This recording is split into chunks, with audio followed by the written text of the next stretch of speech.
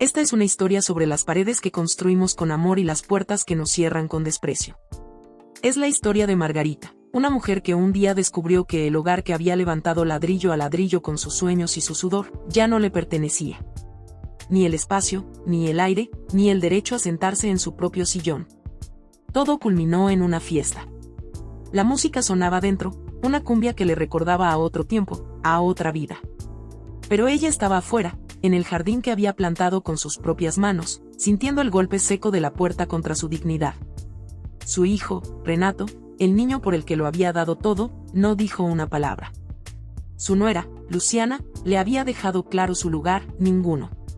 Pero lo que ellos no sabían, lo que nadie en esa casa llena de risas ajenas sospechaba, era que Margarita guardaba un último hilo, una aguja final.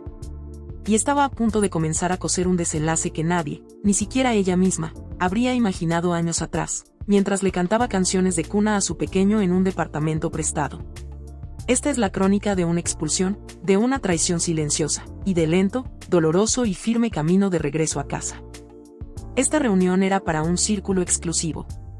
Tú no perteneces a este lugar. Sal inmediatamente. Mi nuera arrojó esas frases frente a 10 invitados mientras su mirada me recorría de pies a cabeza con desprecio, como si examinara un desecho.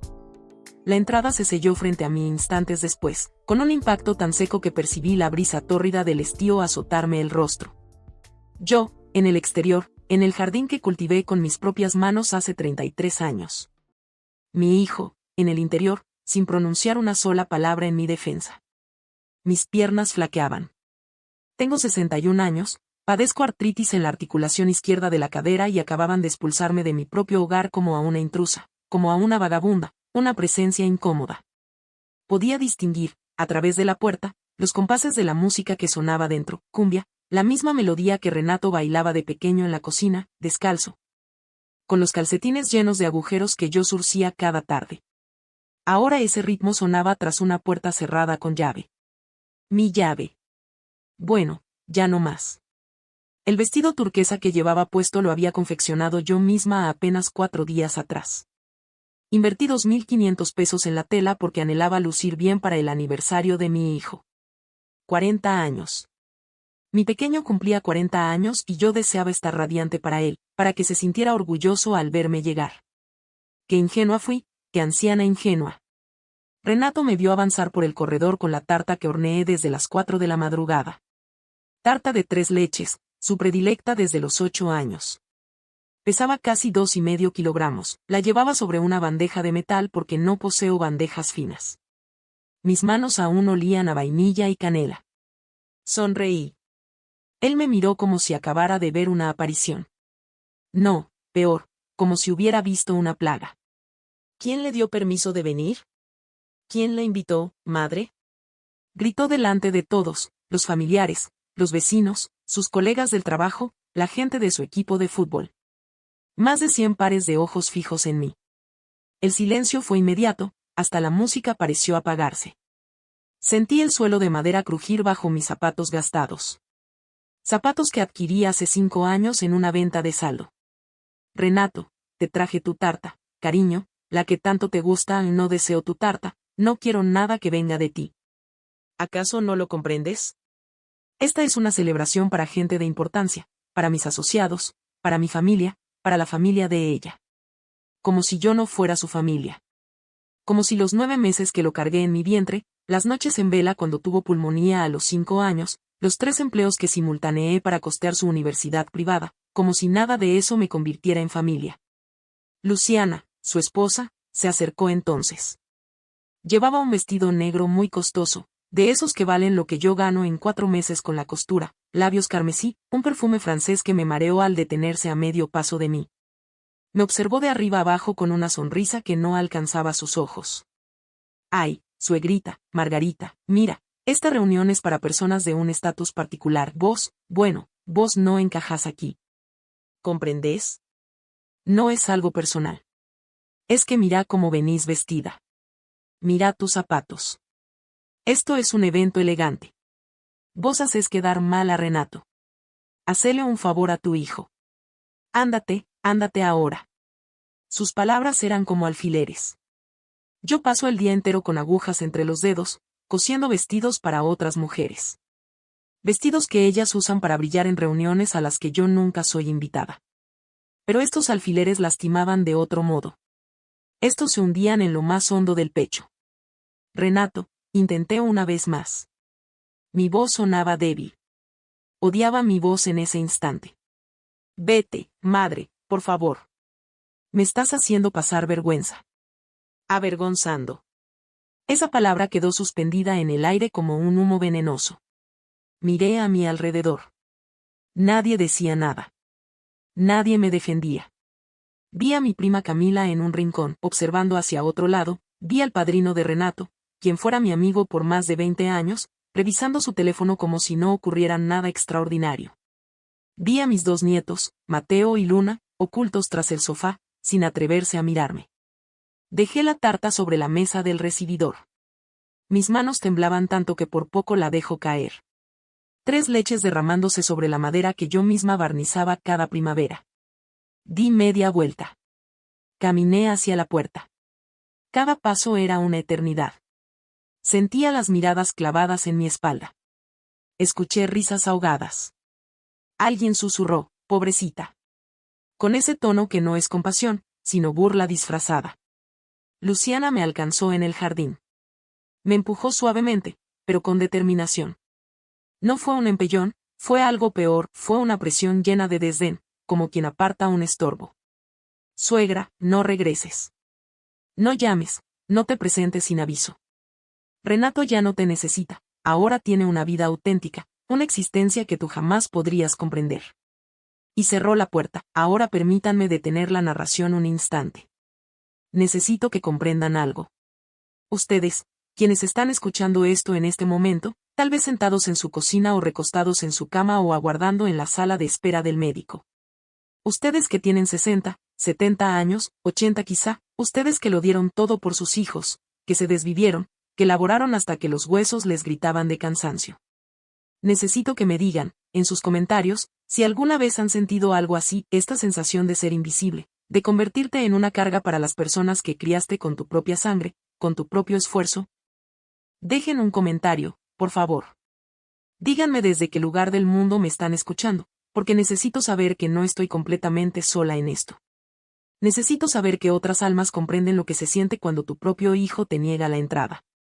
Mi nombre es Margarita. Tengo 61 años. Resido en un pueblo del interior donde todos se conocen, donde los rumores se esparcen más rápido que las hojas en el viento otoñal. Soy modista. Llevo 3 décadas cosiendo. Mis dedos tienen callos en las yemas de tanto guiar la aguja. Tengo una mancha permanente de tinta azul en el dedo índice derecho, de marcar telas. Uso lentes para leer porque la vista ya no es la misma después de tantas horas bajo la luz de la lámpara. Quedé viuda a los 32 años. Renato tenía solo 5 años cuando su padre falleció de un paro cardíaco fulminante mientras esperaba el autobús para ir al trabajo. Era un miércoles y llovía. Lo recuerdo porque el hospital olía a tierra húmeda y antiséptico cuando fui a identificar el cuerpo. Desde aquel día, todo fue Renato, mi razón para vivir, mi propósito, mi universo completo. Laboré en 3 empleos simultáneamente durante años. Por la mañana en un taller de confección haciendo uniformes, por la noche en mi casa cosiendo trajes de gala por encargo y los fines de semana limpiando oficinas en el centro de la ciudad. Dormía 5 horas por noche, a veces 4, me habitué al café amargo a las 3 de la madrugada, a las manos hinchadas, al dolor persistente en la base de la espalda, todo para poder comprar esta casa. Esta misma casa donde Renato acaba de negarme la entrada. La adquirí cuando él tenía 11 años, después de ahorrar cada centavo durante 7 años. Era una vivienda modesta de 3 dormitorios, con un jardín reducido al frente, pero era nuestra, era mía. La escritura decía, propiedad de Margarita Soledad Ríos, mi nombre completo, mi sacrificio, mi esfuerzo transformado en ladrillos y cemento. Cuando Renato contrajo matrimonio con Luciana hace 8 años, ella dejó claro que no vivirían en una casa de gente humilde. Sus palabras textuales. Renato vino a suplicarme que le cediera la casa. Madre, necesito que pongas la escritura a mi nombre. Luciana afirma que no puede vivir aquí si la propiedad no es mía. Dice que sus padres van a creer que soy un hombre sin recursos. Por favor, madre, es solo un documento. Tú vas a seguir viviendo aquí con nosotros. Firmé los documentos que él puso frente a mí. Bueno, firmé algunos, no todos, pero él creyó que sí. Inicié el proceso de transferencia legalmente, pero nunca completé el trámite final. La escritura matriz, la original, siempre permaneció a mi nombre. Guardé esos papeles en una caja de seguridad en el banco. No sé por qué. Intuición, tal vez temor. Algo en mi interior me advirtió que no debía soltarlo por completo. Al principio, vivir con ellos era llevadero, yo preparaba la comida, limpiaba, cuidaba a los nietos cuando llegaron. Era útil. Pero con el tiempo, Luciana comenzó a tratarme como a una empleada. Margarita, lava estos platos. Margarita, plancha esta camisa. Margarita, no te sientes en el sofá. Ese es para las visitas. Mi propia casa y yo no podía sentarme en el sofá. Hace 14 meses me trasladaron al cuartito de atrás, el que usábamos como trastero. 2,5 metros por 2,5 metros. Una cama individual, una lámpara, nada más. Dijeron que necesitaban mi habitación para hacer un vestidor para Luciana, un vestidor lleno de prendas que ella usa una vez y descarta. Yo dormía ahí entre cajas antiguas y el olor a humedad, cosiendo hasta las 2 de la madrugada para costear mis propias medicinas, porque Renato decía que no podía ayudarme económicamente en estos momentos. Mis nietos dejaron de dirigirme la palabra hace meses. Luciana les decía que yo era una anciana resentida que vivía a costa de ellos. Vivía a costa de ellos en mi propia casa. Ahora estoy aquí, en el estacionamiento frente a mi casa, frente a la vivienda que yo adquirí. Puedo ver las luces de colores a través de las ventanas, escuchar la música, las carcajadas. La celebración continúa como si nada hubiera ocurrido, como si yo nunca hubiera estado presente, como si yo no tuviera importancia. Saqué mi teléfono del bolso, las manos aún me temblaban. Marcé un número que tenía guardado desde hacía 4 meses, un abogado que me había asistido con algunos trámites de la escritura cuando comencé a sospechar que algo no estaba bien. Doctor Herrera, soy Margarita Ríos. Necesito que inicie el proceso mañana mismo. Quiero que los desalojen de mi casa, a todos. Sí, poseo toda la documentación. No, no voy a reconsiderar mi decisión. Hágalo. Colgué. Permanecí sentada en el automóvil prestado de mi vecina, lloraba, pero no de pena. Lloraba de furia, de humillación, de años acumulados tragándome el menosprecio. Lloraba porque mi hijo, mi pequeño, el niño que amamanté durante 2 años, el niño al que sané de cada fiebre, a quien abracé en cada pesadilla, me había mirado como si yo no fuera más que nada. El teléfono sonó. Era Renato. No contesté. Sonó de nuevo. Otra vez. 5 llamadas consecutivas. Luego comenzaron los mensajes. Madre, perdón, estaba alterado. Regresa, entra. Pero yo sabía que era falso. Lo hacía porque alguien le habría dicho que había quedado mal ante los demás, no porque realmente lo sintiera en su corazón. Apagué el teléfono, encendí el motor del auto, me alejé de allí con el vestido turquesa arrugado. Con el rímel corrido, con el corazón destrozado en 1000 pedazos, pero con una resolución inquebrantable, una decisión que transformaría todo. Lo que ellos ignoraban es que esa puerta que cerraron frente a mí no era la suya, era la mía, y yo poseía la llave auténtica. Esa noche no logré conciliar el sueño. Me quedé en casa de mi vecina Carmen, quien me recibió sin formular preguntas cuando llegué con los ojos inflamados y el vestido turquesa completamente arrugado. Me preparó una infusión de tilo con miel, igual que hacía mi propia madre cuando era pequeña. Me senté en su cocina hasta pasadas las 3 de la madrugada, observando la taza humeante, recordando cuando Renato vino al mundo. Fue un parto difícil de 20 horas. Yo tenía 22 años recién cumplidos y estaba aterrorizada. Su padre, Javier, sostuvo mi mano todo el tiempo, hasta que la dejé marcada por la fuerza con la que la apretaba. Cuando por fin escuché ese primer llanto, cuando la enfermera colocó ese pequeño cuerpo húmedo y arrugado sobre mi pecho, sentí que todo el universo cobraba sentido. Pesaba 3150 gramos. Tenía los ojos cerrados, las manitas apretadas en diminutos puños. Olía a vida nueva, a puro milagro. Los primeros años fueron duros, pero llenos de belleza. Vivíamos en un pequeño estudio que alquilábamos en el barrio La Esperanza. Javier trabajaba como ayudante de construcción. Yo cosía por encargo desde casa lo que me era posible. No poseíamos bienes materiales, pero lo teníamos todo. Renato daba sus primeros pasos aferrado a los dobladillos de mi vestido. Dijo mamá antes que papá. Y Javier bromeaba diciendo que el pequeño ya sabía bien quién llevaba las riendas en el hogar. Le enseñé a leer antes de que comenzara el jardín infantil. Cada noche, después de la cena, nos sentábamos los tres en la cama y yo le leía cuentos. Otra vez, mami, otra vez, me suplicaba con aquellos ojos grandes color avellana que heredó de su abuela. Y yo le releía la misma historia 5, 6 veces, hasta que se quedaba dormido con la cabecita apoyada en mi hombro. Su cabello olía a jabón neutro y a pura inocencia. Luego vino la partida de Javier, tan repentina que todavía me cuesta aceptar que sucedió.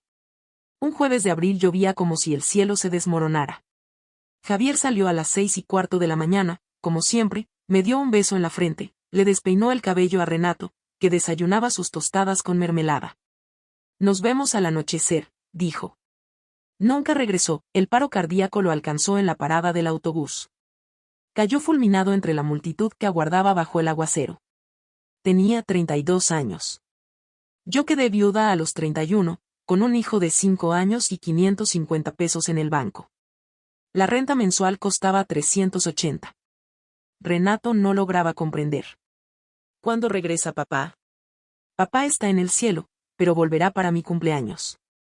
Me destrozaba el alma verlo esperar junto a la ventana cada atardecer, convencido de que Javier aparecería por la esquina con su overol de trabajo manchado de polvo y cemento. Tardó casi un año en dejar de preguntar. Ahí comenzó todo. Mi vida se transformó en trabajar, trabajar y volver a trabajar. Conseguí el puesto en el taller de confección industrial.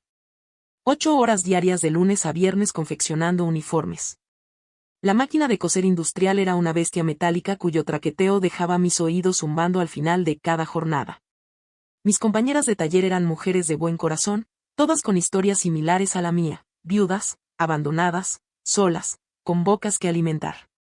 Por las noches, cuando Renato se dormía, yo sacaba mi máquina de coser doméstica y trabajaba hasta la 1, las 2 de la madrugada. Vestidos para ocasiones especiales por encargo, arreglos de prendas, dobladillos, cualquier labor por la que me pagaran. Los ojos me escocían, los dedos se me agarrotaban, pero cada peso que ganaba era un peso más cerca de ofrecerle a Renato una vida más digna. Los sábados y domingos limpiaba oficinas. Renato me acompañaba porque no tenía con quién dejarlo. Se sentaba en una silla con sus cuadernos para dibujar mientras yo fregaba suelos, limpiaba los baños, vaciaba los cestos de basura. Nunca protestó. Era un niño tan bondadoso, tan sereno. Mamá, cuando sea adulto voy a trabajar sin descanso y te voy a comprar una mansión enorme para que nunca más tengas que limpiar, me decía. Y yo le creía con toda mi alma, ahorré durante 7 largos años cada moneda. Planeaba cada gasto al último céntimo. Compraba la carne de menor precio, los vegetales que estaban por madurar demasiado en el mercado. Nuestra ropa era toda de segunda mano o confeccionada por mí con retales sobrantes. No salíamos a divertirnos, no íbamos al cine, nunca comíamos en un restaurante. Todo iba a parar a una lata de galletas que escondía en el armario. Cuando la lata se llenaba, la llevaba al banco. Renato me ayudaba. A los 9 años ya lavaba los platos sin que se lo tuviera que pedir. A los 10 años aprendió a preparar fideos y arroz para que yo no tuviera que interrumpir la costura a la hora del almuerzo. A los 11 trabajaba los sábados ayudando en el puesto de frutas del señor Augusto y me entregaba todo el dinero. Para nuestro hogar, mamá, para nuestra casa propia. Cuando finalmente reuní el monto suficiente para el pago inicial, lloré. Lloré tanto que Renato se alarmó. ¿Qué sucede, mamá? ¿Estás afligida? No, cariño, estoy llena de alegría. Vamos a tener una vivienda que será solo nuestra. La compramos juntos. Bueno, la adquirí yo, pero él estuvo presente cuando firmé los documentos. Tenía 11 años y me observaba con una veneración que me hacía sentir como la mujer más fuerte del planeta. La casa era modesta, extremadamente modesta. 3 dormitorios pequeños, un baño que necesitaba reparación, la cocina con las paredes desconchadas, pero era nuestra. El jardín al frente tenía tierra árida y algunas rocas. Renato y yo plantamos un jazmín juntos el primer día. Este arbusto va a crecer con nosotros, mamá. Ese jazmín ahora mide 7 metros de altura. Yo lo regaba cada semana, o lo hacía hasta hace 3 días. Seguí trabajando sin descanso para pagar las cuotas del banco, para reparar la casa poco a poco, para que a Renato no le faltara nada. Le costé la escuela secundaria en una institución privada porque la pública del barrio tenía muy mala reputación. Le compré las zapatillas de marca que pedía para que no fuera objeto de burlas entre sus compañeros. Le pagué el viaje de graduación a Bariloche. Le costé la universidad privada, 5 años de la carrera de Ciencias Económicas. Ahí comenzaron las transformaciones. Renato conoció otro mundo en la universidad. Jóvenes de dinero, de familias acomodadas, comenzó a sentir vergüenza de mí. Al principio eran pequeños detalles que yo intentaba ignorar.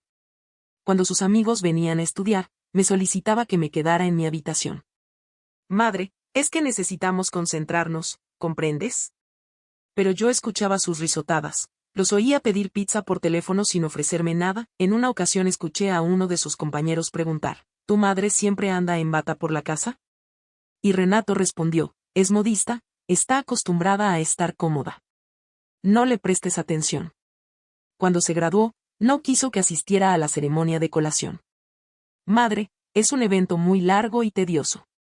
Mejor quédate en casa y ten algo especial preparado para cuando regrese, me dijo. Pero la verdad oculta era que no quería que sus nuevos colegas vieran a su progenitora con las manos encallecidas y el cabello canoso, sin ningún arreglo. Lo comprobé cuando, días después, encontré las fotografías publicadas en las redes sociales.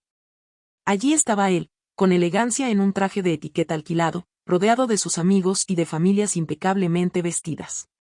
Yo no aparecía en ninguna. Consiguió un empleo en un prestigioso estudio de auditoría. Comenzó a ganar un buen sueldo. Yo dejé el trabajo en la fábrica textil porque mi espalda ya no respondía, pero seguía tomando encargos de costura en casa. Renato me entregaba algo de dinero cada mes, no una gran suma, pero algo era. Gracias, mamá, eres increíble, decía. Tiempo después, conoció a Luciana en un cóctel de la empresa. Ella era recepcionista allí, hija de comerciantes con recursos. La primera ocasión en que la trajo a casa, percibí de inmediato cómo su mirada lo escrutaba todo. Esa observación de arriba abajo, evaluando, juzgando, las paredes que yo había pintado personalmente, los muebles anticuados pero inmaculados, mi cocina modesta con el refrigerador que zumbaba. Un placer, Margarita, me dijo con una sonrisa que no alcanzaba su mirada. Usaba una fragancia costosa que chocaba con el aroma a milanesas que yo estaba friendo. Renato estaba ansioso. Yo lo notaba. Anhelaba que ella nos diera su aprobación, que aprobara nuestro hogar, que me aprobara a mí. Hice un esfuerzo sobrehumano. Preparé mi mejor receta. Adorné la mesa con el mantel de encaje que había pertenecido a mi madre.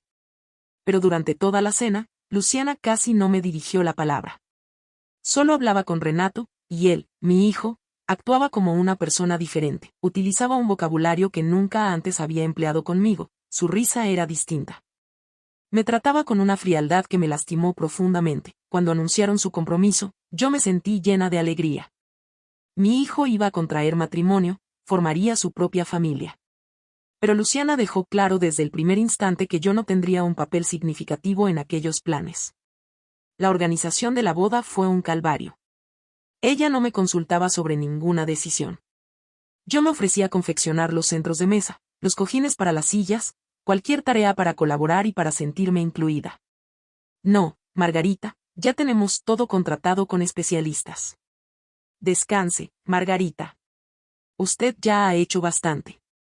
El día de la boda, me senté en la mesa del fondo, junto a unos parientes lejanos a quienes apenas conocía. Renato casi no me invitó a bailar, solo una canción por pura formalidad, mientras Luciana observaba desde su mesa principal como si estuviera cronometrando cada segundo. Y luego vino la solicitud sobre la casa. Renato llegó un domingo por la tarde, solo, sin Luciana. Eso ya era inusual. Se sentó a la mesa de la cocina donde habíamos compartido miles de comidas. Tenía esa expresión que yo reconocía desde su infancia, esa cara de, necesito pedirte algo importante.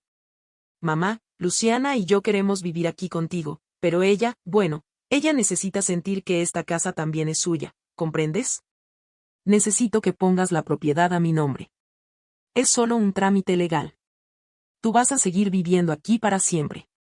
Esta es tu casa, mamá. Pero legalmente tiene que estar a mi nombre para que Luciana se sienta en paz. Debí haber dicho que no.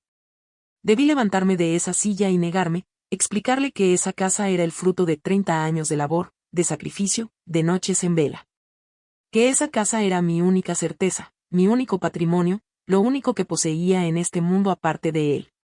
Pero miré sus ojos color avellana y volví a ver al niño de 5 años llorando porque su papá no regresaba. Volví a escuchar su promesa: cuando sea adulto te voy a comprar una mansión enorme, mamá.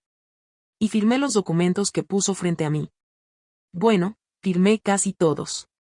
Algo en mi interior, un instinto, un susurro casi imperceptible, me impulsó a conservar la escritura original.